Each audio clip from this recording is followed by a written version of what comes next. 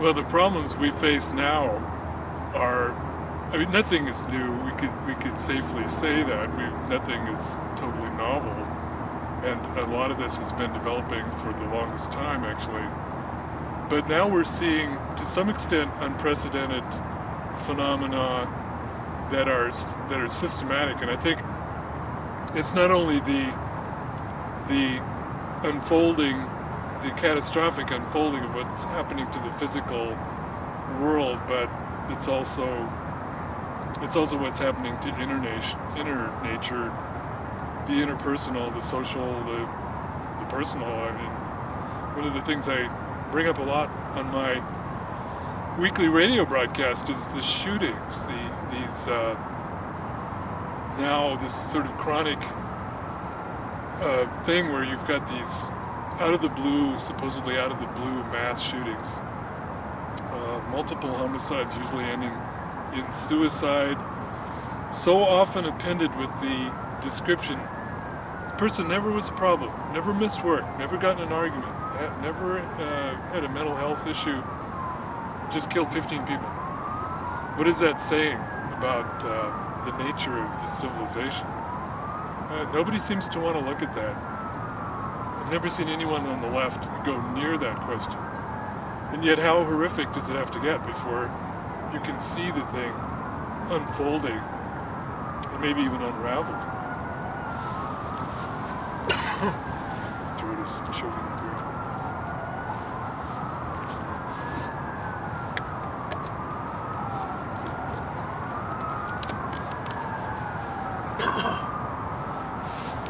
Should I go on with that a little bit?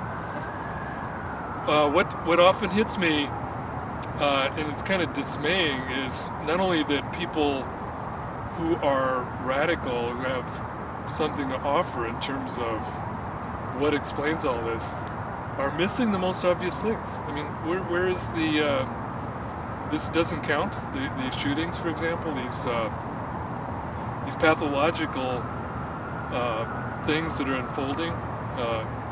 And of course, along the same lines, at the same time, the unfolding of the industrial disasters is just so clear. It's just, reality pounding on the door. In other words, what's happened in the past, well, say since last summer 2010, not only the 5 million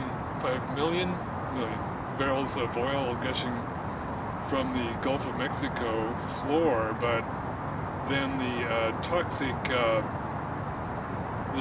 geyser in Hungary, the sludge flowing into the Danube and into the Black Sea, the neighborhoods engulfed in natural gas leak explosions. I mean, it just goes on and on. And at the same time, though, we're always told that technology is the answer. It will provide the solution. We'll have the breakthrough. And yet what we really have is a record of disaster. And the disaster is deepening. The disaster is all part of the massive assault on not only the natural world, but all the rest of it, on the built world. It hasn't worked out. What promise has been fulfilled?